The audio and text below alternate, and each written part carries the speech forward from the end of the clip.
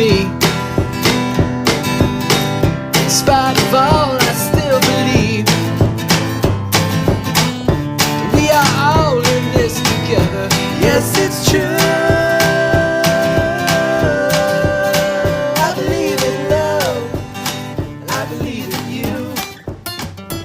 Well, welcome to this week's episode of the Mixtape with Scott. I am your host, Scott Cunningham. It is December 1st, 2023. I just had a wonderful interview with Jinyong Hahn, who's a professor of economics at the University of California, Los Angeles, and the author of many works in econometrics, and including one that I think some of you probably are familiar with, or maybe many of you. It's this 2001 article in Econometrica that sort of was, I think, probably the first or one of the first real theoretical econometric papers about regression discontinuity design and identification. It was with Petra, Todd, and Wilbert van der Klauuw.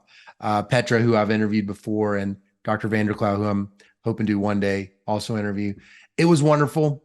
I hope you like it. You get a lot of great history of a really great econometrician, and just sort of walking through his life and the opportunities that he had and that that he made the most of. Let's see. Other than that, I was going to make some jokes, but I can't remember what I was going to do. So maybe just pretend I said something funny and use that to sort of transition into this interview. Thanks so much for all your support. We have just a couple more weeks and season 2 of the Mixtape with Scott will be concluded. I think we're going to have, in the end, over these first 2 seasons, I think we're going to have about 80 episodes, if you can believe that. It's kind of crazy, the sheer volume of this. I guess I would just probably say one thing. I love doing these. I really do. I love getting to connect with these people. I love hearing their stories. I think probably some of you have figured out that I really love the history of the profession. Not just always the history of the thought, even. I just love the stories of the people, and I love the history, and I love the thoughts. So I like the biography of economic theory or economics. The biography of economics is what I've been thinking more and more is what I really love. And I couldn't do it if I didn't see every week that people were downloading the podcast. I guess it's possible some of you have some sort of automatic button that just automatically downloads, but I don't think it does, because I've seen some that don't get downloaded very much. So I think it's got to be more than just the buttons. Anyway, thank you. Hope you enjoy this. Don't forget to like it and share it and all that stuff. I mean, you don't have to, but if you do like it, then you can send them this interview with Dr. Hahn. I think actually a lot of people will really love it. And I hope that some young people hearing it will kind of be inspired and think, that could be me. All right. See you later. See you in a minute. Well, it's my pleasure today to have with me on the podcast someone whose work I've followed for a long time, but we've never had a chance to ever meet before, Dr. Jinyong Hahn. But I don't know if I've said the first name correctly, Dr. Hahn. People call me Jin, the first syllable of my first name, because that's easier to pronounce, and it sort of reminds them of a cocktail, I guess. So, Jinyong Hahn. Okay, great. Right. And so can you tell us, for the listener, what your title is and who you work for? So I'm a professor of economics at the Department of Economics, UCLA. Okay, great. All right. So I like to start these off with what's called an icebreaker. Can you tell me a memory of a vacation that you had as a kid that you still sort of remember well enough that it kind of comes back to you every now and then? Wow, family vacation. Yeah, so, I think I was very little, and it's not really a fun memory because our family went on to a beach, and somehow my sister got lost, and we were frantically trying to find her. Oh gosh. And there was an announcement from, I guess, some kind of a lifeguard station, like, there's this, girl who has this description: parents or brother, please come forward. So, Oh, God. so that is a distinct memory. Oh, I mean, wow. That's a long time. I bet that was a panic. Yeah, but parents the were more probably panic nervous. to my parents, I assume, bet. because I was just a little kid, so I don't exactly know what it was, right? Right. But yeah, I don't know whether she still gets lost. I'm sure that she does. Well, that's great. Okay. Well, so tell me, where did you grow up and what was your childhood like? So I grew up in Seoul, Korea, and it was not a very it was a very typical childhood in South Korea. I would say just go to school, come back, and school days were long. Mm. It was like that. And yeah, by the way, come to think of it, it was the military dictatorship. So in high school, we had to have this military service. Oh, Even in college, we had to do this military service. So I have a couple of C's in my transcript, and both were in military training. so, so yeah. So I'm grateful that when I applied for various graduate schools, they sort of ignored these couple of C's. I'm sure they did. They like didn't care about the military grades. Right. They're like, maybe they liked it. Like, okay, yeah. this guy is not going to be They're a like, that's general. why this guy is applying to grad school. He's not going to be in the military. Exactly. So, Right. yes. So you said you said the school days were long. I didn't know that about Koreans Yes. schools. So so in some sense, it's even worse these days. So I don't know. The school days are like you start at 8 or 9 and you finish at 3. And so in that sense, it's not so bad, but you take a bus to go to school and that's like an hour. You take another bus to get back to school, get back home. That's another hour. Oh, so by the way, this might be the, I don't know, subconsciousness. This might have provided some subconsciousness to my research because back then, so Korea had traditionally in the 1950s and 1960s, there was this strict hierarchy of high schools depending on the academic performance. But when I was going to high school, this was all abolished. And in order to make sure that all the high schools have the same amount of, I don't know, good kids and bad kids, let's put it this way, they used the randomization to put kids into different high schools. Oh. That led to my long commute because you would think that that there will be some kind of a clustering of, let's say, upper middle class parents into certain neighborhoods, right? Yeah. And if you actually decide which school you are going to go get into based on the proximity, then there's going to be this natural selection based on the, let's say, class, socioeconomic class of the parents. And in order to avoid that, they use this computer-based randomization device to send the kids. And come to think of it, maybe that was the subconsciousness, that the cultural subconsciousness that they have helped me when I did my research afterwards. So, did you notice that as a kid? Your family sort of were like, "Oh yeah, he got this bad draw, so he's got to go a really far distance." Y'all were sort of aware of it. Yeah. You knew it was y'all would talk about it being this random event or whatever. Yeah, exactly. So, but in some sense, I was lucky because I got into a high school which was supposedly very good traditionally. So even though the kids who got into that high school were from all over the place, the teachers were very good, reflecting they weren't randomizing the supply side. They were randomizing the demand side. Exactly. So I suppose that the Korean Ministry of Education believe in the network effect more than the, I don't know, human capital effect, I guess. Right. So yes, so it was a strange days, but they tried to, make it as egalitarian as possible, which I guess is a good thing. But the bad, you can't have everything, right? Because some kids would have to ride on the bus longer. Yeah. Right. So you grew up in the city? You were Yes, I did. Yes. Oh, okay. So the yeah, it's a funny story. I grew up in the Gangnam district, which is there is this Korean pop singer whose song became pretty famous. What was it? Gangnam Story? Oh yeah, Gangnam Style. Yeah, exactly. Gangnam Style. Exactly. So so Gangnam refers to a geographic location in Seoul, and I grew up from Mm. there. So Oh, okay. What was that like? it's a Gangnam just simply means the south of the river, just like Rive Oh, Gauche in Paris. And so this was a place where the many upper middle class professionals would choose to live. So oh, so in that sense, so yeah, I'll be precise that. So I'm not from the poor background. I'm not from the very rich background. I'm from the upper middle class background. yeah.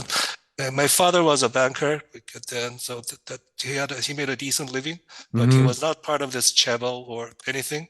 Right. So that's what my background is. Oh, see. What did your mom do? She was a homemaker, but she had an important influence on me because her degrees, college degrees from mechanical engineering, Oh, and because according to my mom, after she had bored 4 children, she stopped working because this was too much. yeah. So according to her, she was bored and she would teach me math when I was young. Oh, So really? yes, that was her hobby. Was she the stronger math Yes, parent? yes. Oh, wow. Wow. Yes. So I still remember, she's screaming at me for not understanding how the Pythagoras theorem works. And I was in kindergarten, by the way. So, And so so from an early age, you really liked the math though? You really enjoyed it? uh, I didn't. My mother loved the teaching math to me. I see. Okay. Okay. So yeah, but so that was, I would say that's a little different from other kids, in the sense that typically mothers are not that good at math, relatively speaking. Hmm. But in my household, my mother was a stronger mathematician, Mm. and so she would give me an easy pass if I didn't do well in, I don't know, literature, but she would be really disappointed if I don't do well in She math. wasn't upset about those military grades? She was fine.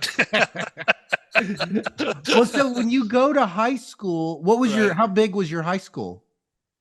Oh, 900 students per year. So that was a big 900. one. Yes, Yeah. exactly. So Okay. 2,700 students altogether. So it's 3 grades are coalesced in this high school. Oh, 3 grades. Right. So Sophomore, junior, right, exactly. So senior. it was we call it a 6-3-3 system. So 6 years in the elementary school, 3 years in middle school, and 3 years in high school. Oh, I see. Okay.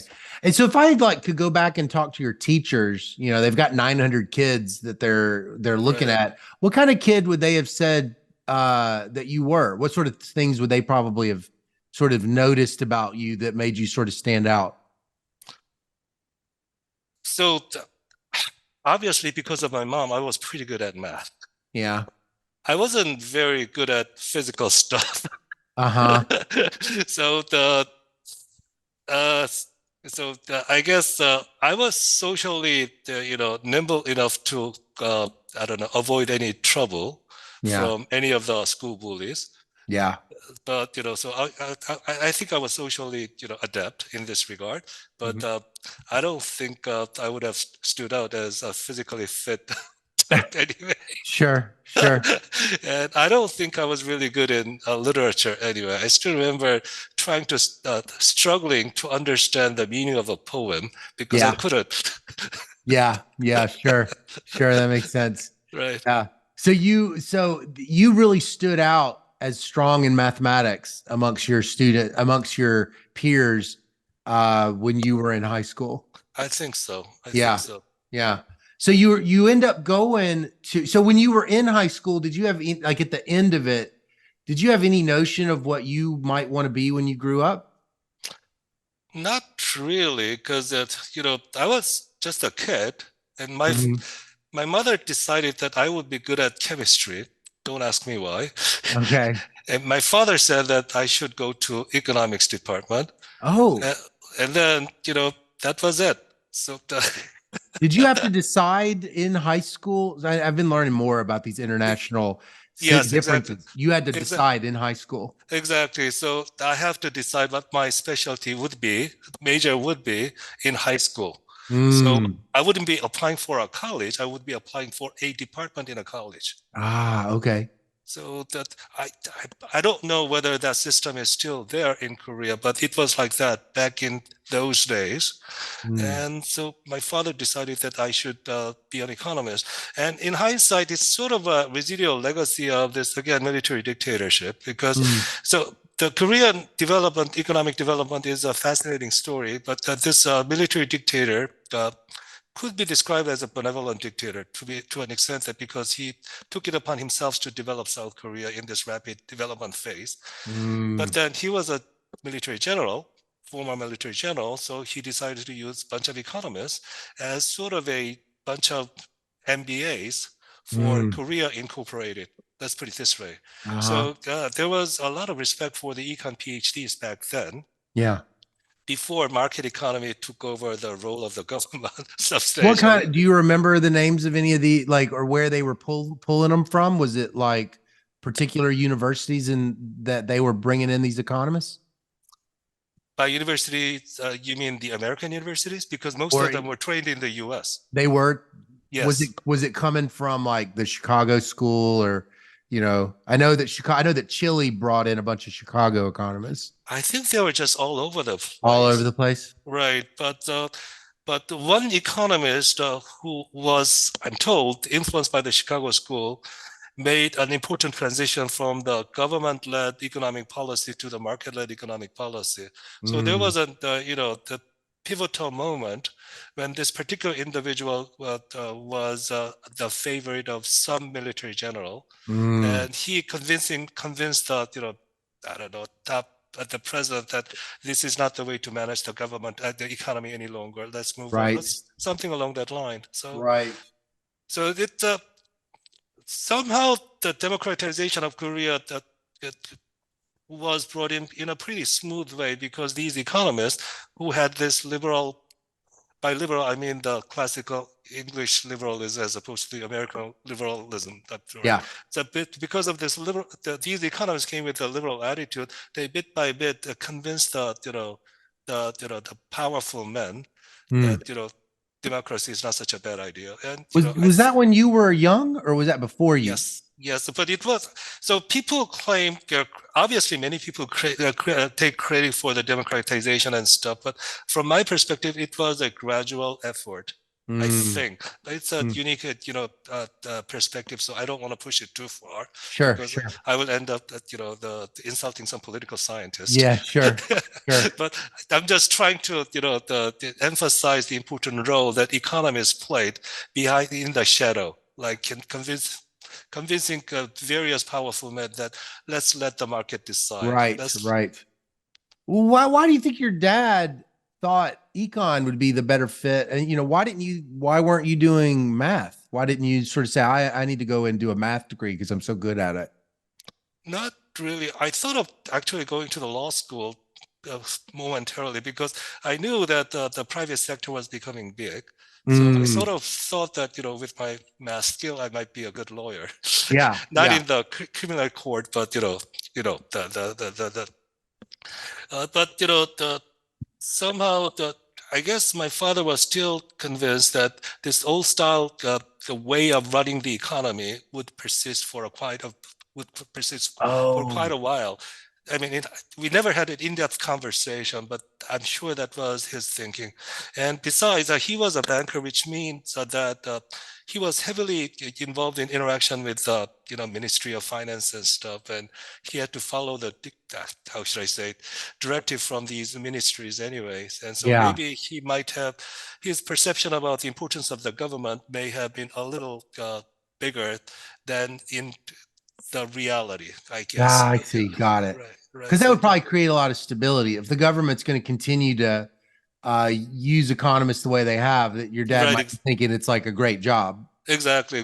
I see. Okay. So the way that I was asked by my father, not asked, basically I was told by my father to go to the econ department was because he was expecting me to become the manager, one of the managers of the Korea Incorporated. Oh, okay. Got it. Got it. So Well, so had you that's had any econ when he had said that when you decided to major in econ? Had you taken a class or something?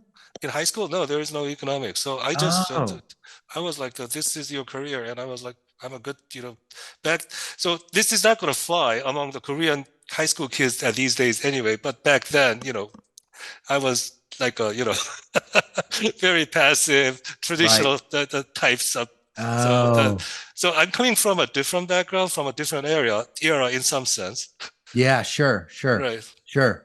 So you go to Seoul. Did you ever think about going anywhere else? I don't know a lot about the universities in South Korea, but you end up going to Seoul National University. Yeah, it was the cheapest one to get into. So, and it had a decent reputation. So I didn't Mm, want to burden my parents with the tuition anyway. So got it. I thought Okay. that it was a reasonable thing to do. How close were you to home? So I stayed at home Oh, you throughout my did. college days. So good, which is quite a traditional thing to do, especially if you grew up in Seoul. Anyway, Seoul Got it. National is in Seoul, and it was reasonably close. Actually, I felt that it was closer to my close to home than my high school, so Oh, I see. Okay, it got was it. better. Oh, the commute was less than it was in high school? I think so. Oh. So you go there and you major in economics. Was there a point where, because you ultimately don't end up becoming a banker. So was there a point while you were studying economics where you really began to like it just for itself? Uh, Not really, because I still view this career path that my father set for me, like, become a manager of the national, I don't know, Korean Incorporated. So I took it seriously, and I wanted to do international finance or international trade because that Mm, was the career path for many Koreans back then.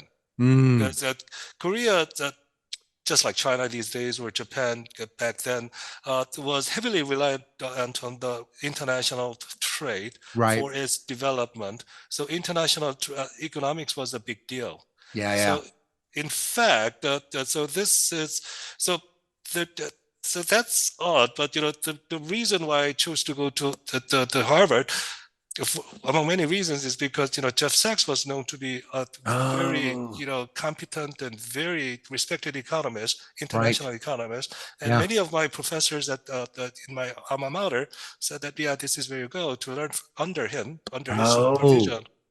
Except that he was too busy, advising Russia, and sure. yeah, He's very and he was busy. not around. So, Right, right, right, so right. Yeah, sure. So it was not econometrics at Seoul National University. You weren't like falling in no, love with so did you no, take any econometrics while you were there? yeah, it was just a mandatory course, but I didn't like it. So You didn't like it?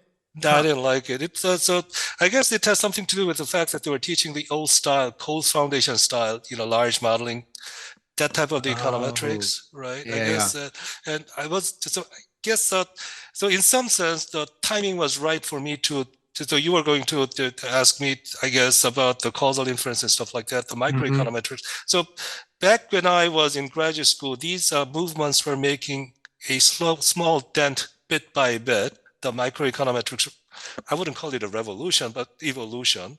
And Mm, somehow I like the language and modeling philosophy and approaches better than the old style, Coles Foundation stuff. Even though later on I realized that depth and wisdom, the associated with this Coles style, approach, but somehow I didn't feel the chemistry yeah. with me and the Coles Foundation style, the modeling approach. So Mm, I guess it was more chemistry than the philosophy or ideology that led me to like the microeconometrics as we now understand. sure, sure. You go to Harvard thinking you're going to study with Sachs, thinking you're going to be really specialized in an international, Right. but you do this simultaneous master's in stats too, right? So that was just a total accident. So I realized very soon that Jeff Sachs was not around Uh-huh. because, and so I was like, okay, what do I do with my life? I was walking, and then Dale Jorgensen was passing by and said, "Hey, you did pretty well in the midterm. Stop by my office." So I go to his office, and he said, "Yeah, I like your, you did well, but I don't understand. Did you take any statistics when you were in undergraduate, the undergraduate student, I said yes, but Dale Jurgens says that your exam shows that you are good at math, but you're not very good at stats. Oh, So, which is probably true, by the way. yeah. You could And tell. You could tell yourself too. You noticed that even about yourself. Yes, exactly, which was probably true because I didn't quite know any statistics back then. I mean, I did take courses, but it was just for the purpose of taking a course and getting rid of the requirement, but not really understanding it. And Dale Jorgens says that, yeah, you have to take this master's degree. And then he called up the chair of the stats department, and suddenly I was doing the same thing as That's crazy. It was crazy, but there was a lot of, I would call it a fate or destiny involved there, because the chair of the stats department back then was Don Rubin. Oh, no way. So yeah, of course. I didn't even piece this together. Yep. So all these things somehow coalesce together to make me who I am. Oh my gosh. Yeah. So, because it's not like, as I was honest with you, it's just like, I didn't have too much of a thought about being an econometrician.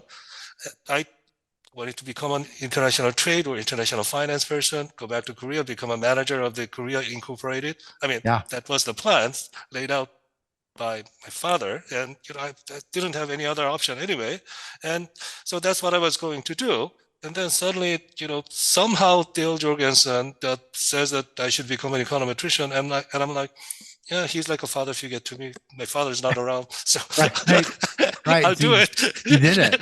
Yeah, and then I go to stats department. There was Don Rubin, and I'm like, I'm getting this training from exposure from him. So here I am. When you get exposed to Don Rubin teaching you, what really stood out to you at the time? Because you mentioned the philosophy of microeconometrics was interesting. What were you gaining from that exposure to him? So I don't know. He made everything sound so simple.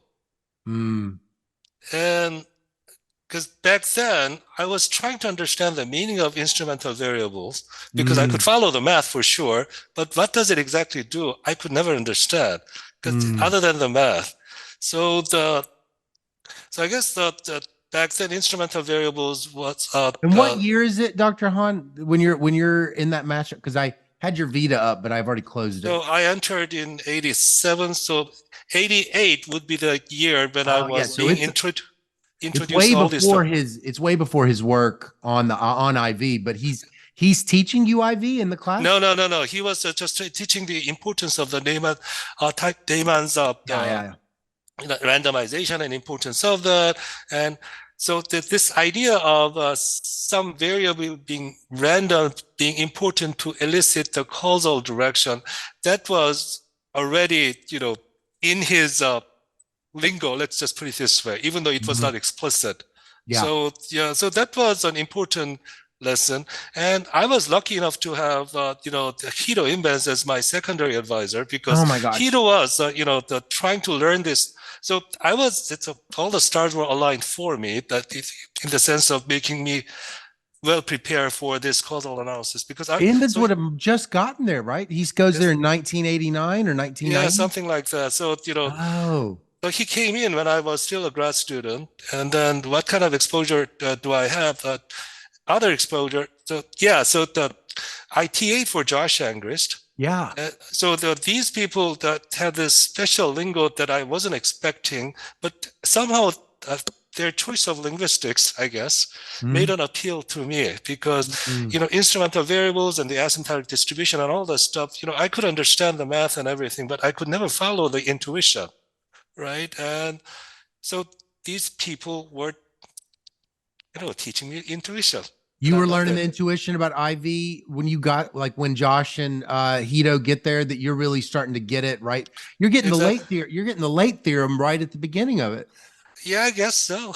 Wow. So, yeah, I'm an early learner, early adopter in this sense, because, it was still circulated in this, little lecture notes and stuff like that. Yeah. So my main advisor was Gary Chamberlain. So in that sense, I'm coming from the more traditional not traditional because it's not time series, but traditional microeconometric perspective and techniques. So I was attacking all this problem as a technical object, and again, I don't shy away from this description of myself as a technical econometrician. But because of my early exposure to people like Hiro Imbens, who became a secondary advisor to me and who's been a good mentor of mine, and Josh Engris, the same here. I mean, yeah. And Don Rubin, so I could learn to piece together the intuitions underlying all these Wow. discussion. So I was just lucky. I mean, Oh, that's it's just luck, amazing. right? But you don't do this causal inference stuff immediately, right? I was just looking at it. Seems like your first paper that I would kind of call like causal inference is that propensity score paper, 98 Econometrica. But am I reading it wrong? You are correct, but it's because my main advisor, Gary Chamberlain, was coming from the technical side of calculating and characterizing the semi-parametric efficiency bound. Yeah. So I was trained in this tradition. So my first publication actually was about the duration model and the heterogeneity and stuff like that, and the information content in there. And Hiro was and I were having coffee at some moment right before I graduated, I think. And Hiro asked me this question. I don't understand why people run a regression of Y on the treatment indicator as well as covariates. That was his question. He asked that question? Yeah, to me. And he was like, can you make sense out of that? Of course, I didn't know what to do about it. So it took me a couple of years to be able to answer that from the perspective of efficiency consideration. That is, at the end of the day, the conclusion is that neither is efficient.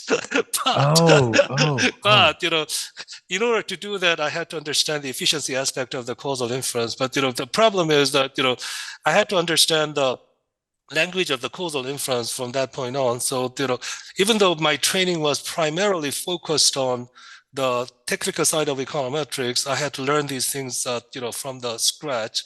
Right. I mean, the more detailed technicalities of the causal inference from the scratch, and then here I am. That's the first paper that I wrote. So what's the hard jump from being a technical econometrician to being technical on causal inference? What are the real obstacles that you had to kind of come over first? I would call that a language barrier, because back then causal inference was a little more intuitive. And the language was more randomized clinical trial, not in the traditional asymptotic framework. So translating everything into that asymptotic framework was the most difficult job. After that translation was done, it was pretty trivial, by the way. So the translation was the most difficult part. So, well, who was doing that at the beginning? Was that what Imbens was doing, or were you? No, not really. I think it was that translation into the IID framework, even though it is pretty obvious now. I think maybe I have something to do with that. I don't know that because I don't want to insult anybody, because I know that so many mentors of mine have influenced my subconsciousness. So I don't want to insult anybody. But in terms of actual usage of the paper, because most of the causal inference was done in the permutation test type of the perspective. So that's not really amenable with the IID framework that was adopted in my propensity score paper. So in that sense, maybe it's possible that people were aware of this translation, but they didn't think deep enough to, to think about the I don't know, merger of this, causal framework with the traditional semi-parametric, framework, I guess. So did you enjoy that kind of work more than your other technical econometric work, or was it all kind of? I actually like the translation part a lot. So translation part is quite the most difficult job. So what I love doing is to read other people's papers, empirical papers, and then try to make sense out of that, and then try to make a mathematical, the symbol attached to that, make a model out of it, and then making sort of a, the technical analysis. I love that sort of the analysis a lot more than, I don't know, analyzing a given model that other people have already set up. Because, sure. I think I'm reasonably, because my background having these, I don't know, applied people, let's call them applied people, Yeah. Don Rubin, Hito Imbens, or Josh Angris, as Mhm. well as a very theoretical econometrician like Gary Chamberlain as a main advisor. I think that sort of the background made me reasonably good at going back and forth between Oh, this, right? So yeah. there are other very able econometricians who are more onto the technical side, but I guess if you look deep into their background, maybe all of their friendship or the mentorship network consists of theoretical types, whereas Yeah. mine was more like a, I don't know, the collection of everybody. I Yeah. guess as a consequence, I love doing this sort of the job better than the other one, I guess. Right. Right. Wow. Oh, I'm so glad I did not piece this together because this has been sort of fun to learn it right in front of you. So, this paper with Petra, Todd, and Vander Klauuw. Can Right. you tell me a little bit, for the sake of the listener who might not know what I'm referencing? This comes out in 2001 in Econometrica on regression Right. discontinuity design. Correct. Could you tell me a little bit of the origin of that paper? How was that paper born? Okay, so this is because I attended a talk on Josh Angris wrote a paper, and his co-author presented that paper at Penn. Penn was my first job, by the way. Victor Levy was his name, and the paper used the Maimonides rule Yep. to figure out the impact of class size on the academic performance. And Maimonides rule is the ancient Hebrew scholars rule about the number of TAs. I forgot the exact Yeah. details, The but class. it Yeah. was there is a cutoff which induced the class to be the halved and the quads and stuff. But so I attended the talk, and Victor Levy is claiming that this is done by the instrumental variables estimation, Right. and I said that's wrong. I You was did? young. Yes, I said I was young and stupid. So in front of it, but Victor was very generous. He was like initially he thought that I was making a structuralist sort of the comment, but then after the seminar, I approached him, accosted him, and explained that this cannot be right. This is not an instrument. And Victor was listening, and he said, yeah, that sounds interesting, but do you have a solution? And I didn't. And I contacted Josh Angris. I may have called him or something. And Josh did not like my, He liked your comment, and it wasn't comment an that instrument. it cannot be instrument. But I argue that it's not an instrument. But you have something. You're onto something. But this is not an instrument. Was my argue. What's okay? I've never heard this before. So why isn't it not just a fuzzy regression?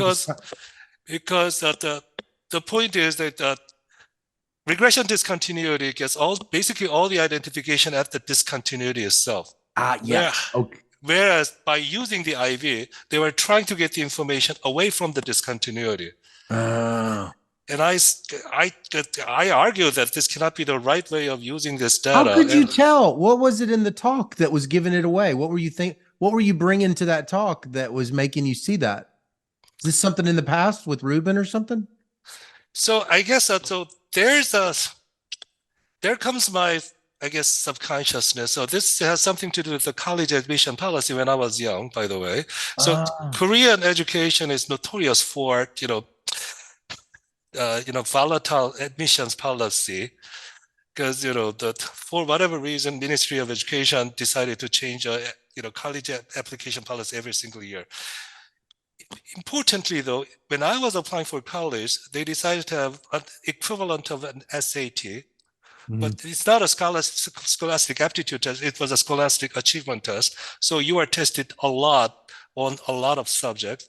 They would come up with an aggregated number, and then you apply to one department and one college and stuff, right? So let's say that your score is, I don't know, 102. Somehow you get accepted into that department. But if the cutoff from that department is 102, and if your score is 101, then you don't get into there. Yeah. And so, people are wondering back then, many were, just talking about injustice about this, system, right? People's lives and fate being dependent on just one point. Mm. But I thought that, back then as a young kid, I thought that this could be the source of determining the value of one department over the other. Mm. Because technically speaking, I mean, not technically, commonsensically speaking, the kid who gets a 101 and the other kid who gets 102, probably they're not that different from each other. Mm. So I would have thought that, the whole thing that led one kid to be accepted by one department and the other kid accepted by the other is a practically randomized clinical trial. So I had that, nagging feeling all along. Anyways, I guess that's the, trigger in my part. I cannot speak for my co-authors, by the way. I don't know where Petra comes from. Where Petra and I talked about this for many days because we are, totally confused as to where this source of identification comes in, right? After Victor Levy's talk. And then... Oh, yeah, she's at Penn. Oh, right. Yeah, she was at Penn. Yeah. I'm getting it. Okay. And then I think that somebody else was overhearing the conversation. I think it could have been Andy Foster. He mentioned something along the line that, there was some visitor from NYU who gave a talk that sounded similar to this. That was Wilbert van der Klauuw, who was talking about the impact of the, scholarship. The scholarship at this university was based on that. And he also thought that it was instrument. So all three of us... He thought that RD was an instrumental variable strategy, but you and Petra said no. So he also thought so, but even though Wilbert was a little more willing, that he thought that it was instrument, but it's not quite an instrument. So he was... Anyway, so we decided, because we already had some lunches together and everything, we thought that, three of us should, keep on talking. And then, you and Petra, at that point, van der Klauuw's involved. Exactly. I see. Okay. And three of us were all have personal experiences, I guess. In my case, I was thinking about my college application, I guess. And Wilbert probably was thinking about this data source. I don't know where Petra was coming from. Petra mentioned something about some employment law applied only to big enough corporations. So you guys are actually, I did not realize this. You guys are actually grasping in the dark a little bit, not aware that this is regression discontinuity design. Exactly. Oh, it was only presented by Angerson Levy as an IV paper. Exactly. So we are trying to understand. So all of us thought that they're onto something. Yeah. But all of us thought that, away from the discontinuity, there was something wrong about calling it the IV. Oh, right. But then we didn't quite know how to express our idea. Yeah. So we just had to do the math. And then I think in the middle, Petra or Wilbert got a hold of this very ancient paper from some psychologist at Thistlesmith. Yeah. The Thistlesmith or Campbell or something. Right. And then we read their papers, and there was a whole lot of discussion about it. But it seems like that their discussion took the form of, so there's this time series model, which is like a threshold regression model. So something like a regime changes if the X variable exceeds some number. So in the time series model, it was all like a linear regression and dummy variable. So I think that in the old days, they were using this sort of the time series linear regression, so sort of the approach. So, that's how they understood the regression discontinuity. But we thought that, at least in Victor Levy's presentation of this Angerson Levy, he was not talking about that. He was actually literally talking about that discontinuity point implicitly. So we thought that, so, these old literature were not zeroing on the true source of identification. And here we are. And somehow when we wrote the paper, some people liked it. We were like, whatever. So let's present it. And some more. And that's why y'all focus on smoothness. Is that right? So because I'm thinking to myself, I have in my notes, I was just, because now everything is changing a little bit in my head. This is so exciting. But so you actually were not dealing with an audience of economists and statisticians who thought, oh, the identification for RD comes from a randomized experiment. Nobody was talking about RD as its own thing at that time. They just had IV, maybe. Right, exactly. Yeah.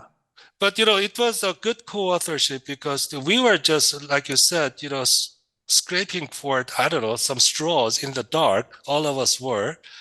But all of us, in hindsight, had a similar intuition. It's just that we couldn't express ourselves well. Somehow, I guess each of us somehow finished other sentences. That was a true co-authorship, and I enjoy that process actually, because it's not co-authorship these days are so well planned. Like somebody, okay, you do this and you do that, so it's all well planned. But back then, also when three of us were talking, it was like we're not sure what we are doing.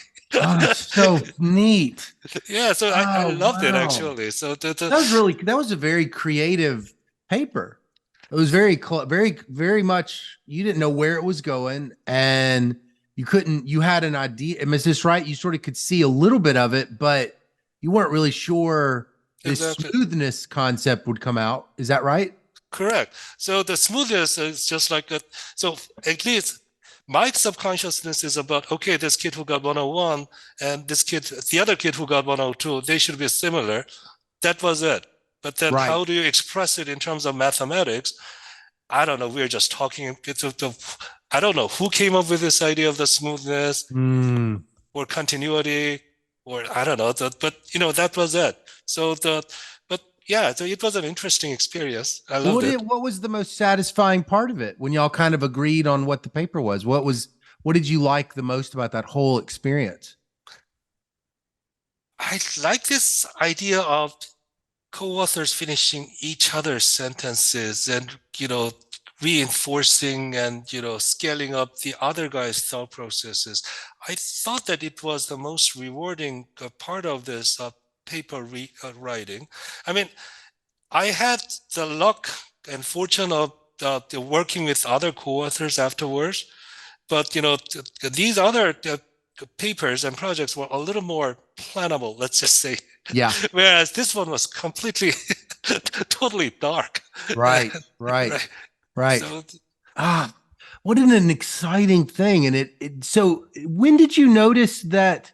I mean, it's perfect timing because Josh's paper comes out in 99 and the QJE, and Sandy Black's paper comes out in 99. So you've got this, and then yours, what was it, floating around for a couple of years before that? I think so, right. Something like that. Right, yeah. Exactly. Who handled it at Econometrica? Do you remember the editor? That I don't know, actually. I don't know. What did econometricians think about it? So theoretical econometricians think that, okay.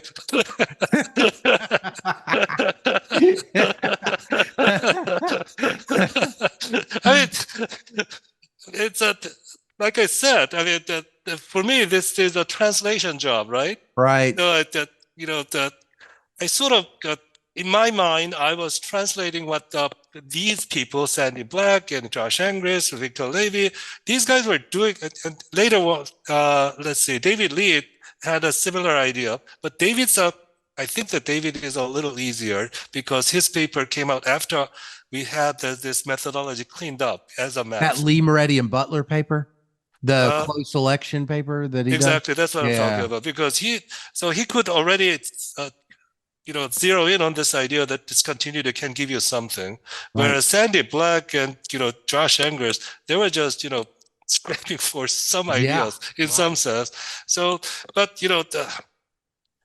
this translation, I mean, of their subconsciousness. Right? They were onto something, they couldn't quite express it. We were onto something, at least in the beginning, we couldn't quite express it. I mean, I thought this translation was so exciting. Oh, it's so neat. Yes. I actually have completely forgot how empty the econometrics of RD was at this time. I knew it was. I think I was really thinking of that old educational psychologist guy, that Thistlethwaite or Campbell, like created more of a framework of RD, but it's like it really did not exist in the worlds that we're talking about at all, if at all. Yeah, because I think one reason is that they were using the regression framework to understand the RD.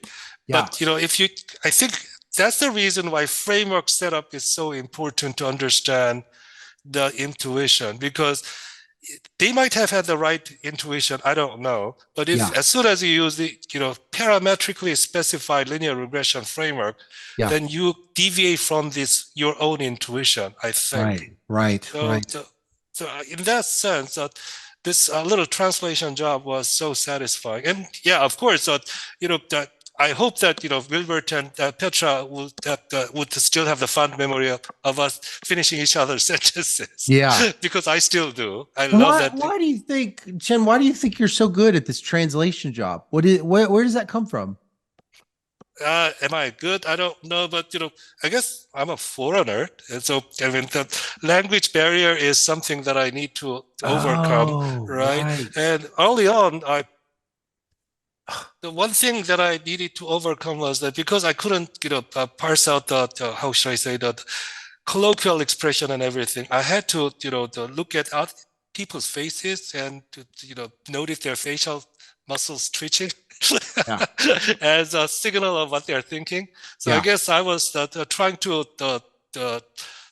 learn from unanticipated signals. Right. And maybe too, that being such a technical econometrician and needing to translate means, and you said you would read these applied people and try to figure out what they were doing. You're never going to be someone who is not going to stop until it's technically figured out. Yes, because it has to be, because my job is there is a fine division of labor among econometricians, right? Somebody needs to set up the model, somebody needs to set up the model, refine the model, and somebody needs to analyze it. I don't know, consistency, asymptotic normality, and all that stuff, and efficiency aspect as well. And somebody needs to figure out the potential irregularity because of violation of this, violation of that. So there will be a lot of layers of work waiting even after the translation. Yeah. So I think a good translation is pretty important because that will obviate, I don't know, waste of time of other able econometricians, I think. Yeah. Sure. But looking at your Vita, it's not like it's full of causal inference. You stay broad, you stay fairly, you're working through a lot of technical microeconometrics, but it's not like I'm watching you participating in that matching era, of like a ton of the nearest neighbor match, so what does the 2000s and the 2010s, how do you end up sort of choosing where you end up going on these, and where did you go after that paper? So I guess I did some work on the panel data analysis. So long panel is what I did, because back then there was this frustration that in nonlinear panel data analysis. So okay, getting back, let's dial back a little. In the linear panel data analysis, you can difference out the fixed effects and you can just proceed afterwards. I mean, you should sometimes use the IV, you can just use the OLS, but at the end of the day, you can just difference out the fixed effects. In nonlinear models, it's not so easy. Sometimes you're lucky and you are able to do that, but it's based on your luck. So the idea was perhaps we can treat each individual history as a time series, short, but still a time series, and do something about it. That was what I thought could be useful to understand the nonlinear panel data analysis. So I spent some time on it. The other one that I spent some time on it was the estimation of the production function. I mean, this is really a research agenda of my co-author, Daniel Eckerberg, who I think is now at Texas Austin, I think. But he was a colleague of mine at UCLA, and he was a student of the Ariel Pecos. And there's a fascinating aspect of the production function estimation, going all the way back to the duality, because the duality, from econometrics perspective, is a way of finding a way of estimating the production function, even though capital and labor are endogenous. Right. So what you want to do is, instead of regress the total cost on the cost on the factor price, and then you somehow invert it to find the production function. So this is like a instrumental variables estimation, in its primitive form in some sense. But I think that so this is my understanding of the plethora of the production function estimate these days. In the old days, when time series data were the king, then you could find a decent exogenous variation of the cost of capital. Now, if you think about the application of the cross-sectional analysis, the cost of the production function estimation, you have to acknowledge the fact, face the fact that capital flows reasonably freely, which means that the variation of the cost of capital is pretty limited. Right.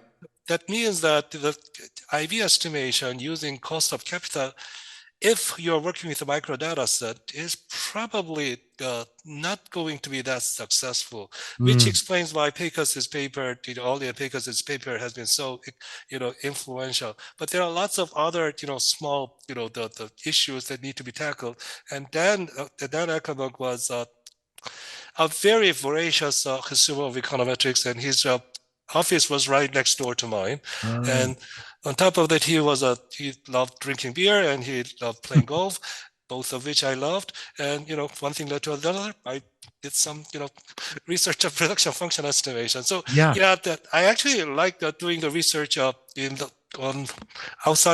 from the campus as well, because that's what Dan Eckenberg taught me. That is, you can do research by you can do it anyway. beer. You can do it playing golf. You guys just play Exactly. golf and do it. Yes. Yeah. Oh, that's so neat. That's so neat. Yeah, wow. Well, so what are you most excited about right now? What do you sort of see in the next few years of your or what do you see this next leg of your career sort of being about? So I am getting back and forth, but I am looking at panel data analysis as a primary source of my inspiration. I mean, it's probably because Gary Chamberlain, my main advisor, was primarily known for his panel data analysis anyway. Right. But so in his case, he wanted to use it as a source of understanding APT, arbitrage pricing theory. In my case, I'd like to understand it as a way of understanding the usefulness of the big data, because I think that there is this excitement about this large size of the data, which is typically microdata, but I have some doubts as to whether it has any information content for dynamic models, especially when there are aggregate shocks involved. So what I'd like to understand is the interplay between the micro shocks, idiosyncratic shocks, as well as the aggregate shocks, and see if when and if the big data can be useful, because big data by definition is a cross-sectional variation of microdata. So that's what I'd like to understand. Whether it's going to lead to anything substantive or not, I don't know, but hopefully it will. That's great. Well, this has been really, really nice. I am so excited that we got to talk and I got to hear your story and see how it how it kind of wove. I did not know that story about the famous 2001 Econometrica. That is really, really neat and has just added a window back to that era. I want you to kind of end on this. I'd like you to sort of imagine there's like a young person listening right now, and they are very interested in econometrics, but they're maybe a little bit early. Maybe they're like third, fourth year or whatever, or maybe they're junior faculty. And I was wondering, if you could imagine having a beer with them or playing golf with them, and you sort of are you're sort of watching a young person thinking about having a life as an econometrician. What do you think that would be the kinds of things that you'd probably tell them that you sort of think would apply to anybody? Well, some of my success is surely due to my luck. I mean, basically, I was at the right place at the right time.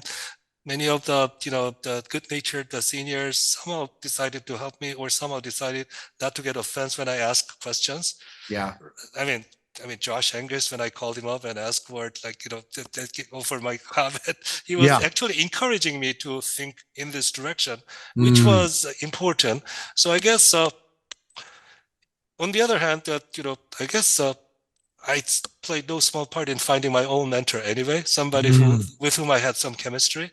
Somehow I had some chemistry with Imbens. Somehow I had a chemistry with Josh Angrist. And, I guess exactly because of that, they could, tolerate me and help me out, I guess. So I guess finding your own mentor, finding your own chemistry might be very important. Right. Because that way you can have a real conversation without worrying about, I don't know, hurting each other's feelings and, things like that.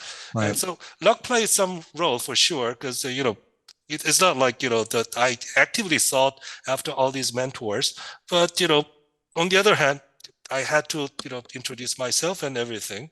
And so it's an interplay of luck and your own initiative in making friends with people who might inspire you. Yeah. Sure. Well, that's exciting. Well, thank you so much. I know it's top of the hour, but it's been a real joy to hear your story. And I just want to say thanks for being on the show. Well, thank you so much. So thank you so much for listening. Yeah. Okay. Bye-bye. Bye-bye. Gonna see us through. Honey, you and me.